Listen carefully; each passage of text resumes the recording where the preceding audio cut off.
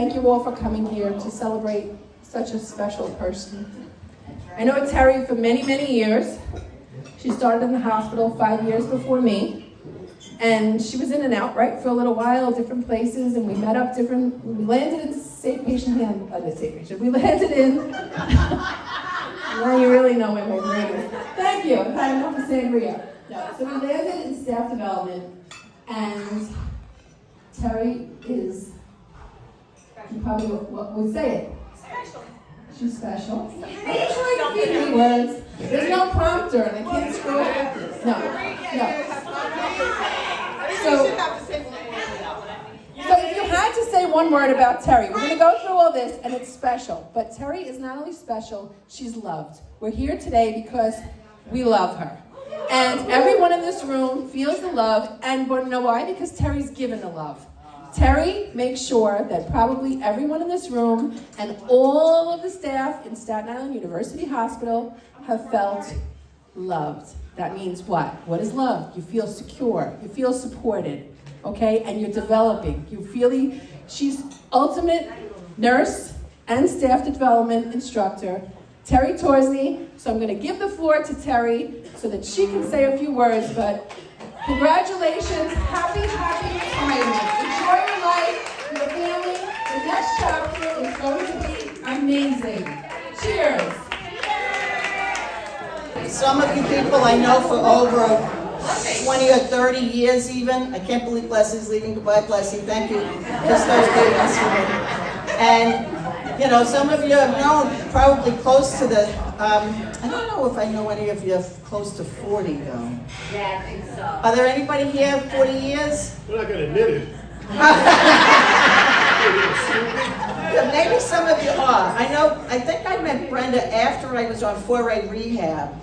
And it was like, I was already there like 3 or 4 years. And the bathroom door on 4A rehab used to swing open all the time. And you used to slam that door closed when you walked out. I remember that clearly. And as a result of that, in my home bathroom, I keep the door closed. And so you should swing. So you should. Isn't that something? Do you remember that, Brenda? I remember that. I was working on 4A rehab, and on days. I worked days for a short period of time back then. But anyway, yeah, isn't that something? That was like back in the early 80s, I think. But anyway, just saying. It's a great story. Just saying. But in any case, I am so humbled and so thankful that you're all here. I really can't say enough. It is special, and I have to say that I really, when I first started thinking about retirement, I literally was having like little panic attacks, like, oh my God, oh my God. But it's settling in, I'm calming down, not really, it's a day-to-day process. And I miss you all too, and I really, you know, who knows what the future will bring. I'm hoping that maybe I'll come back per diem, we'll see what they offer me. I'm still holding out. We'll see what happens. But having said that, I can't say enough about the experiences I've had. And some things I'm forgetting. Is that Samuel singing to me? Oh, okay. I said it to the group with the retirement team that they had for the retirees for the past year. You know, you really want to encourage people to get their advanced degrees, get their certifications for the specialties that they work for, get the conferences, as many as you can get them to pay for in a year. There's no ceiling on that, you know. And then just encourage the staff to keep advancing themselves, and it advances the profession too. You know what I'm saying? We do have some doctoral, we have Dr. Bucko here and Dr. Dixon here, so we want to encourage them to get published. You know, people are published. Dr. Bucko, you got your doctorate. So we want to encourage them to, really promote the profession. I just wish maybe they'll get into the contract where they'll pay for people to get their doctorate degrees. I think there might be something with Hofstra. Does Hofstra pay for their DMP? Stop talking and drink. This is what I'm thinking about, you know what I'm saying? And And also, may I also make a little plug for our Nurses Honor Guard? We are forming a Nursing Honor Guard. For those of you that are not aware, there is a nurses or Nightingale tribute that is actually read at the, no, I don't mean to be morbid, but I did work in hospice for 2 years. And we go to the wake or services for a nurse that's passed on, and we say a little saying for them and personalize it and have a candle with the Nightingale lamp and a white rose. So we are forming this organization. If you're interested, just contact, I'm going to tell you, contact Donna Williams. There's a convention actually coming up, and it's in Kentucky that we're going to try to attend to. She's already registered. So these are things that I'm looking forward to in my retirement. Besides, I'm sure you've all seen my grandchildren. We have one more that's still coming. And Grace, Grace. She's on the boat all day.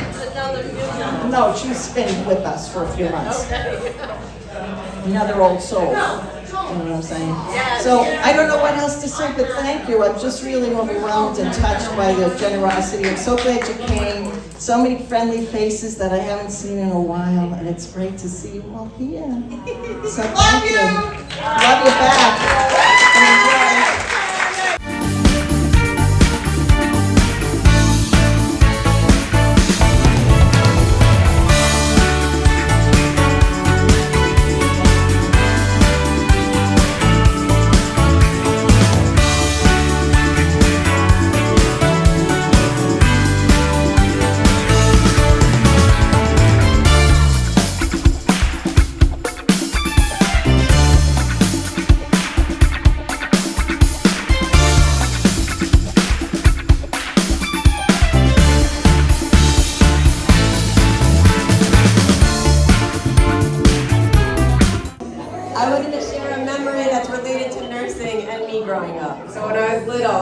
My mom used to bring, was it when you were doing your bachelor's or you were teaching? I used to go with her to Wagner. And I remember two things. Well, one I don't remember, but she tells the story. But my sister and I would go to the library and use a photocopy machine and just take scans of our faces and like everything. We have copies of them somewhere in the house. And then the other one is, I feel like you were telling me how I would like sit with you in the class and just like yell or whatever, but she was like a single mom for a while, and she was like balancing and doing it all. So I know people like, you know, they say, whatever, I sound like her. I'm like, my personality and the drive and doing 5 million things all at once, I definitely got from my mom, so I appreciate it. And then when I was little, so my husband, you know, a lot of people, they're scared of the hospitals. They don't want to go to the hospitals. And I'm like, this is like my second home. I used to sit in the nursing lounge after school, do my homework. I'd have a TV on, they would change in cartoons. And then there was this woman, who was an old woman, who used to pinch my cheeks till I cried every time I saw her. This is all I remember in the hospital. I was sitting out in the lounge, and they're trying to stay away from this old lady. Congratulations. It's so funny because the librarian hated it because I would be on one end of the library, and sometimes we were doing group projects, and I would give them a handful of change to make copies of their feet, their faces, their hands. And then I had the class did all these pictures in my office in radiation oncology. But then the librarian, all of a sudden I hear her yelling, "Who's changing to me? And she's screaming. And I'm like, oh my God, what did they do? What did you do? And I'm like, what's the matter? What happened? Did they do something? She goes, "Where do you work?" Staten Island University Hospital. "What do you do?" "I'm a nurse in radiology." "Figures. I told them that they were going to be exposed to radiation. And your daughter told me there's no more radiation than what's in a light bulb on this machine." And that was Sarah. And my brother was shocked that this kid would know this. And we were less than, like 10 years old or less at the time. And I was just like, I'm so sorry. She answered you back, I'm so sorry. But she was so impressed that my daughter would know that about a copy machine.